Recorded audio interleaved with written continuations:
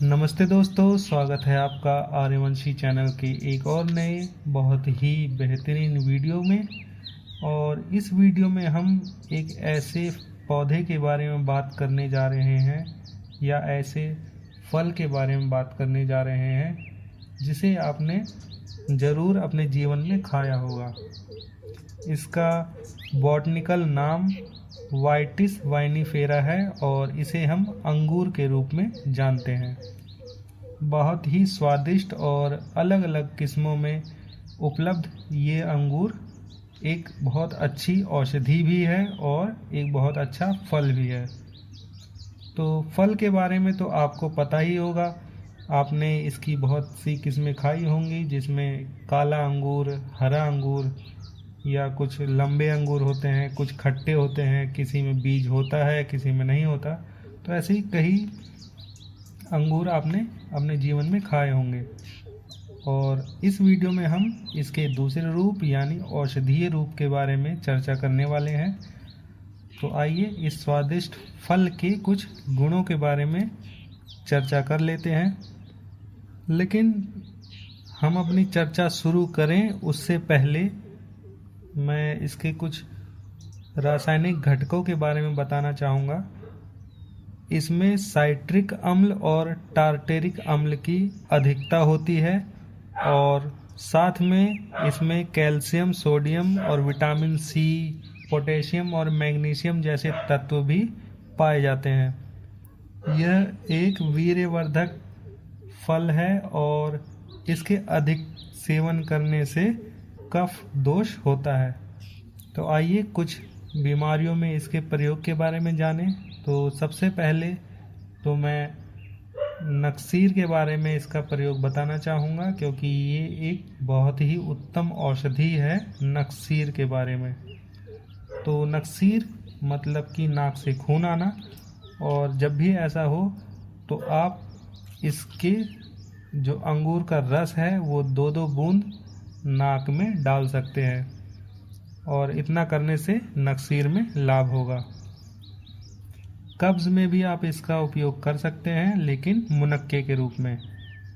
तो जब भी कब्ज़ की शिकायत हो तो रात्रि को सोने से पहले लगभग 10 से 15 मुनक्के आप दूध में डालकर और उस दूध को, गुनगुने दूध को अगर आप सेवन करते हैं तो इससे कब्ज़ की शिकायत दूर होगी। मुनक्के के साथ काली मिर्च और भुना जीरा और सेंधा नमक, तो इनकी मात्रा क्या होगी, लगभग 5 से 7 मुनक्का और लगभग उतनी ही काली मिर्च, 10 ग्राम के लगभग जीरा ले लीजिए और 5 ग्राम के लगभग सेंधा नमक। इन सबको मिलाकर आपस में पीसना है और एक चटनी तैयार होगी जिसे चाटने से या खाने से कब्ज़ की समाप्ति होगी। तो आप ऐसा भी कर सकते हैं। कब्ज़ की समाप्ति के लिए आपको 4 चीज़ें चाहिए और ये चारों लगभग आसानी से उपलब्ध हैं। अगर मुख से दुर्गंध आती है तो भी आप मुनक्के का उपयोग कर सकते हैं। तो लगभग 5 से 10 मुनक्के रोज़ खाइए और इससे मुख की दुर्गंध दूर हो जाएगी।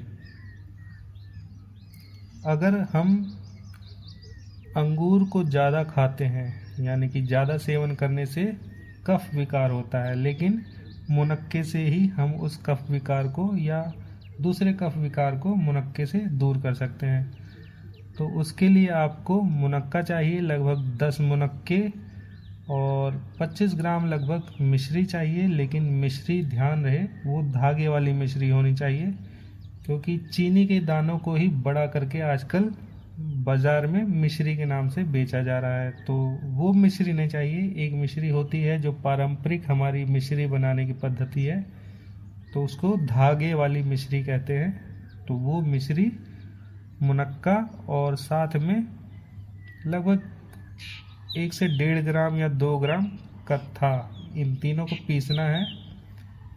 क्या क्या हुआ, मुनक्का, मिश्री और कत्था।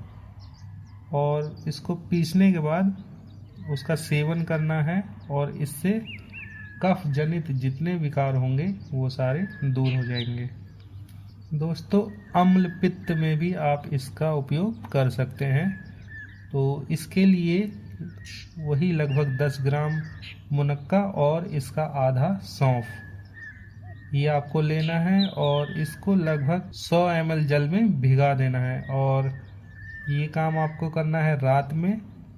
सुबह उठकर इसको मसलना है और उसके बाद उस पानी को पीना है। ऐसा करने से अम्लपित्त आपका छूमंतर। उसके बाद एक और प्रयोग है इसका बवासीर में, और उसमें आपको क्या करना है कि जो अंगूर है, और कोशिश करें ताज़ा हो अंगूर, या फिर अगर आप दुकान से भी ख़रीदते हैं तो भी एकदम ताज़ा नहीं तो लगभग ताज़ा ही दिखे, तो उसको आपको लेना है और एक मिट्टी की हांडी में रख कर उसको नीचे से गर्म करना है। और जब आप गर्म करेंगे और ढकने के बाद आप मिट्टी की हांडी को ढक दीजिए और उसको गर्म कीजिए। तो जो अंगूर है अंदर वो धीरे धीरे जल के एक भस्म का रूप ले लेगा, यानी कि राख बचेगी। और उसको क्या करना है कि लगभग आधा चम्मच उस राख को, जो अंगूर की राख है, और लगभग आधा चम्मच ही मिश्री।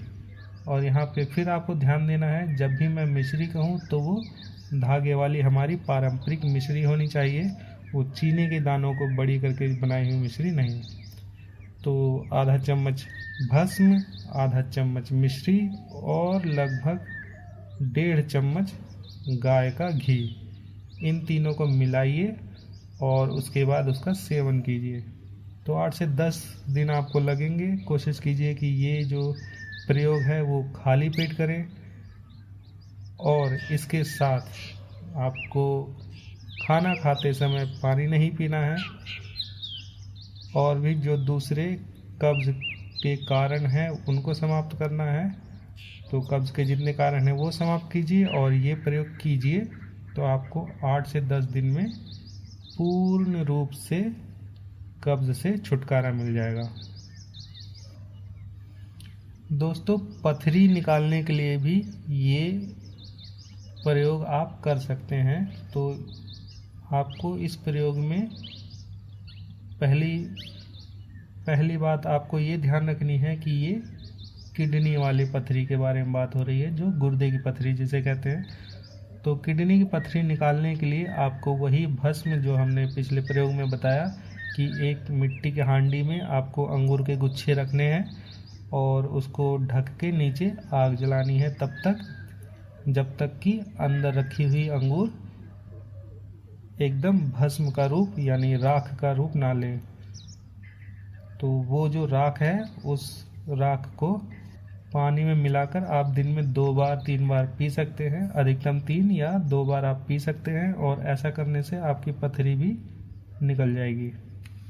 दोस्तों, जो शरीर की कमजोरी होती है उसको दूर करने के लिए भी आपको मुनक्के का सेवन करना चाहिए।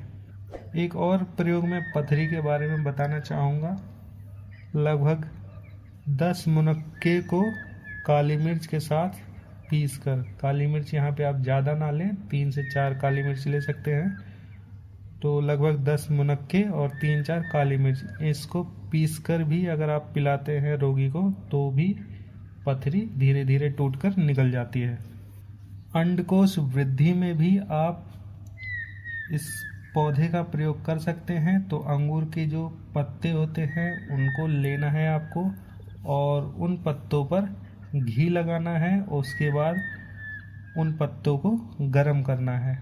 तो आग पे जब आप गरम करेंगे और उसके बाद अंडकोश के ऊपर बांधना है, और ऐसा करने से उन पे आई सूजन भी कम हो जाती है। साथ ही मैं रक्त पित्त के लिए भी इसके कुछ प्रयोग बताना चाहूँगा। तो आपको करना क्या है कि अंगूर का रस निकालना है, लगभग 100 ml आप रस निकाल सकते हैं, और उसमें लगभग 3 चम्मच घी और लगभग 20 से 25 ग्राम खांड, इन तीनों को मिलाकर पीना है, और ऐसा करने से रक्त पित्त में आपको लाभ होगा। तो दोस्तों ये थे कुछ प्रयोग अंगूर के बारे में। अंगूर के जो औषधीय गुण हैं उनमें सबसे ज़्यादा मुनक्के का प्रयोग किया जाता है, और कुछ प्रयोग हैं जिनमें इसके पौधे के अन्य भागों का या फिर अंगूर का प्रयोग किया जाए, नहीं तो लगभग हर प्रयोग में मुनक्के का ही उपयोग होता है। तो मैंने कुछ आपको ये प्रयोग बताए हैं जिनका उपयोग आप स्वास्थ्य प्राप्ति के लिए कर सकते हैं। तो इस वीडियो में हम इतना ही रखेंगे। वीडियो देखने के लिए बहुत बहुत धन्यवाद। आशा करता हूँ आप इस वीडियो को लाइक करेंगे और इस चैनल को सब्सक्राइब करेंगे, और आने वाली नई वीडियो की नोटिफिकेशन के लिए आप बेल आइकन ज़रूर दबाएं। तो मिलते हैं कुछ नए प्रयोगों के साथ, किसी नए पौधे के साथ, किसी अन्य वीडियो में। तब तक के लिए नमस्कार।